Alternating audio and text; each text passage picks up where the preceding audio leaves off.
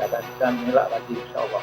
Karena itu pada pasca tanggal 20 Oktober 2004 adalah saat yang tepat untuk menyeret Jokowi ke penjara dan mengadili dirinya untuk umum terbuka dan mengadili dirinya bersama seluruh dinasti politiknya di hadapan sidang pengadilan yang terbuka untuk umum agar seluruh rakyat tahu bahwa setiap kezaliman ada balasannya.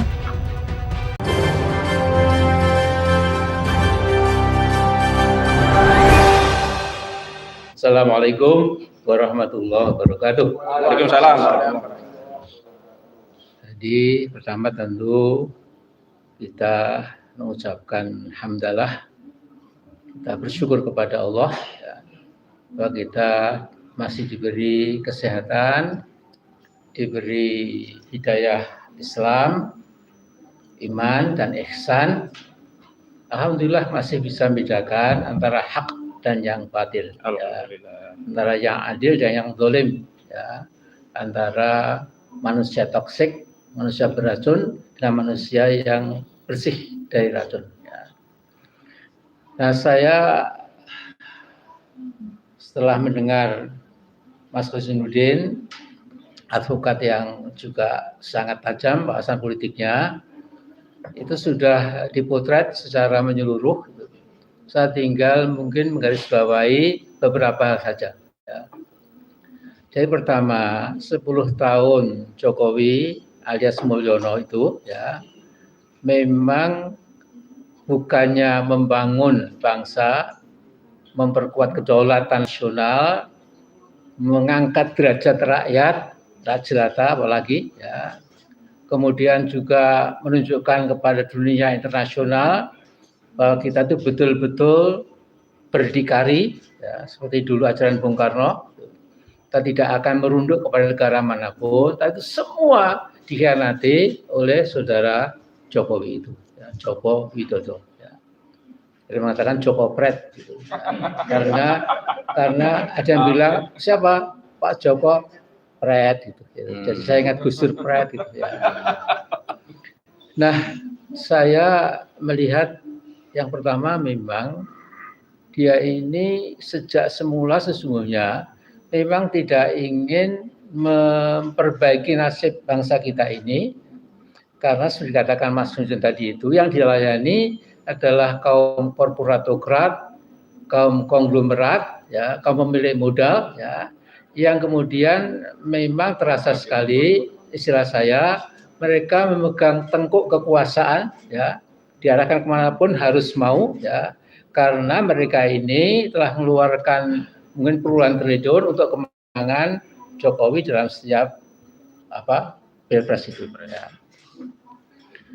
Dan yang kedua, memang rusaknya hukum kita itu yang merusak itu si lurah Jokowi ini. Ya. Jadi setiap kali ada keputusan hukum, ya, tidak menjadi tegak hukum itu kayak intervensi dari si Jokowi ini, ya.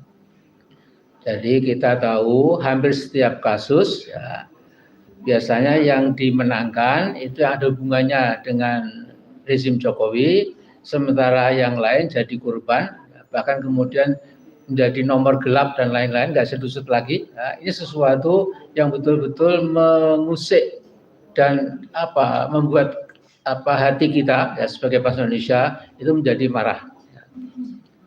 Dan yang ketiga, dalam politik dia tadi dikatakan memang memecah belah, divide and rule, ya. Jadi dipecah supaya tidak kuat. Ini juga saya kira jahat sekali, ya. Saya tidak melihat dulu Bung Karno memecah belah partai-partai, tidak, ya. Bahkan Pak Hartogon itu to a great extent tidak seperti itu, ya. Memang beliau ingin menjadi presiden, ya, tetapi seperti monark juga, ya, sistem monarki juga, ya. Tetapi dibandingkan dengan si Jokowi ini kalah, ya. Jadi 6 presiden sebelumnya itu kalau dalam hal melakukan kejahatan nasional itu kalah semuanya. Jadi perlu dikasih bintang, tapi bintangnya bintang hitam, ya hitam yang pekat itu karena membawa kita pada kegelapan. Kemudian dia juga luar biasa menghancurkan demokrasi sehancur-hancurnya. Bagaimana mungkin ya checks and balance yang merupakan inti daripada demokrasi itu oleh Jokowi dihilangkan sama sekali ya. Sudah dibeli ya DPR, maaf ya DPD, MPR ya. Dua gabungan DPD dan DPR itu adalah MPR. Memang 90% lebih itu sudah tunduk, sudah bowing ya, sudah bandeloser lah menghadapi Jokowi yang hanya tukang kayu, yang sesungguhnya nggak punya ijazah SD, bahkan SMA pun juga diragukan. Tapi karena kita menjadi bangsa agak konyol, maaf ya, kita kritik sendiri juga, sampai kita ini 10 tahun dipilih oleh Petruk jadi ratu. Ya. Dia sama sekali nggak punya kualifikasi. Ya. Bahkan ya dalam arti terlalu pribadi. Ya. Jadi yang di atas permukaan saja. Kemudian yang juga kita sesali ya. Dia ini secara kelihatan bagi pengamat internasional ya, dia ini memang membawa Indonesia ini menjadi negara subordinat di bawah RRC. Jadi saya sudah mengatakan paman asuh Jokowi ini namanya Xi Jinping ya. Ya presiden, ya sekjen Partai Komunis Cina, ya ketua Badan Intelligence, ya semuanya dia megang 17 jabatan yang luar biasa karena memang itu PKI ya, PKC ya. Nah, ini kelihatan sekali bagaimana dia melakukan berbagai macam reklamasi ya.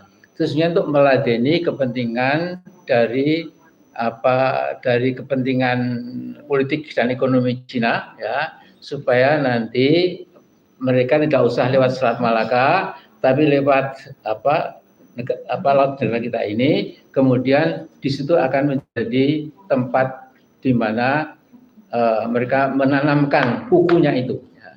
Jadi saya pernah mata kepala ya melihat Pulau G itu sepenuhnya itu semua Chinese ya.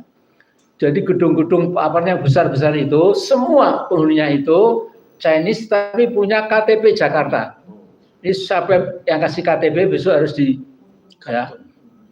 gantung atau kalau begini kasihan juga. Artinya ini politik hasilnya dijerat dengan pasal-pasal tertentu ya. Nah kemudian di sana kita persis seperti di Kowloon atau di mana ya, di negara-negara kecil ya, di Hong Kong dan lain-lain. Nah supaya tidak terlalu berpanjang lebar ya, saya juga mengatakan bahwa kejahatan puncak dari saudara Jokowi ini itu adalah mencoba supaya TNI apalagi Polri itu di bawah kendali dia. Karena itu saya sudah mengatakan teman-teman TNI, Anda punya Sabta Marga, Anda punya Sumpah Prajurit, Anda punya 8 wajib TNI, itu teman-teman TNI harus tahu TNI itu dari rakyat dan untuk rakyat. Jadi lihat ketika Pak Harto itu juga tokoh TNI, ya.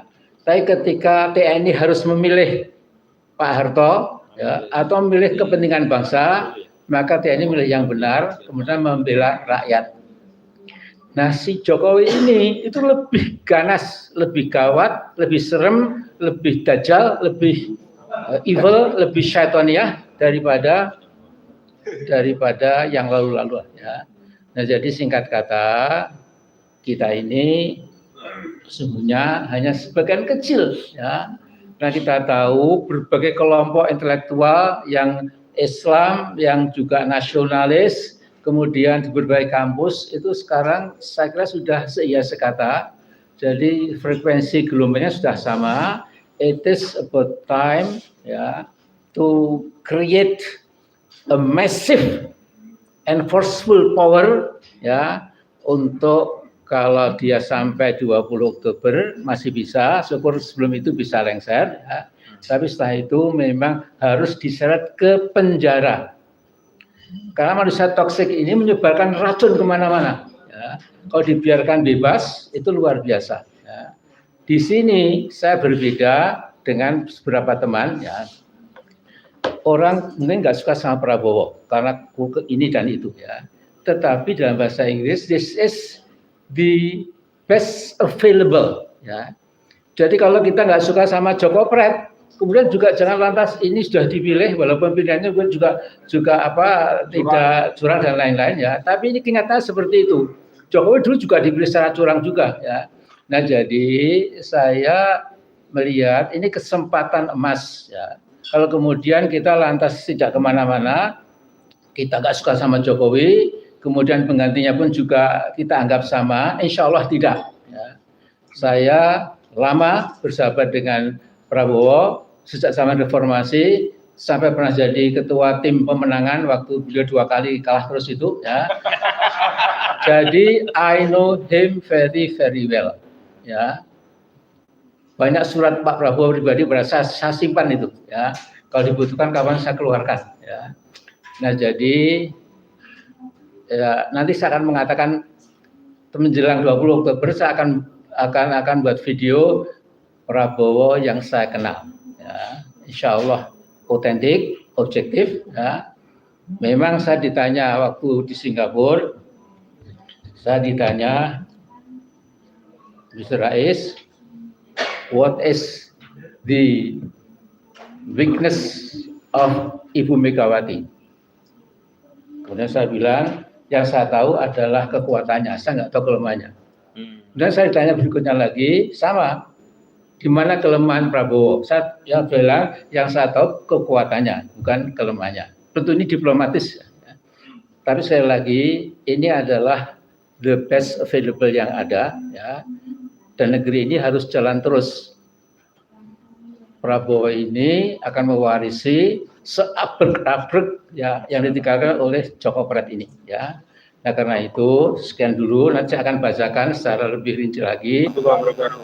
Bisa dibuka oleh Mas kita semua untuk membacakan pointers pernyataan bersama advokat, ulama, tokoh bangsa, dan aktivis nasional perihal 1 bulan jelang Joko Widodo lengser, seret saudara Joko Widodo ke penjara pasca lengser.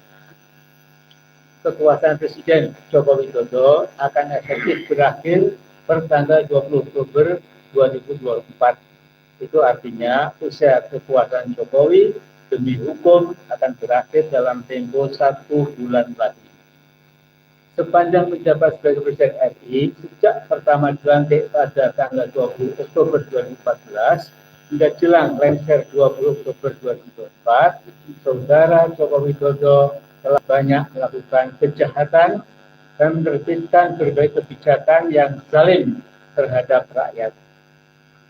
Dan dengan hal ini, kami, advokat, ulama, tokoh bangsa, dan aktivis nasional menyampaikan pernyataan sebagai berikut. Pertama, bahwa segala kejahatan dan kezaliman saudara Jokowi telah diketahui dan dirasakan dampaknya oleh seluruh rakyat. Kesulitan untuk menyeret saudara Joko Widodo ke meja hijau bukan karena ketiadaan bukti, namun lebih kepada karena adanya perlindungan kekuasaan dan imunitas jabatan Jokowi sebagai presiden yang membuat segala ikhtiar untuk menyeret Jokowi ke penjara untuk mempertanggungjawabkan perbuatannya menjadi kandas di tengah jalan. Kedua, begitu juga ikhtiar untuk menuntut secara hukum terhadap dinasti politik Jokowi, baik terhadap Gibran Rakabuming Raka, Kaisang Pangarep, Bobi Nasution, dan Kahiyang Ayu.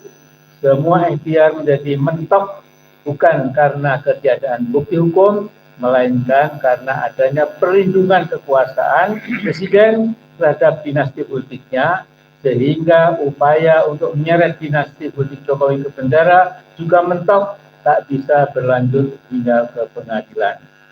Ketiga, tanggal 20 Oktober 2024 adalah tenggat waktu akhir kekuasaan Saudara Joko Widodo. Setelah itu, Saudara Joko Widodo tidak lagi memiliki kekuasaan yang bisa digunakan untuk melindungi kejahatan dirinya dan dinasti politiknya dari tuntutan hukum seluruh rakyat. Tidak akan bisa mengelak lagi, insya Allah. Karena itu, pada pasca tanggal 20 Oktober 2024 adalah saat yang tepat untuk menyeret Jokowi ke penjara dan mengadili dirinya untuk umum terbuka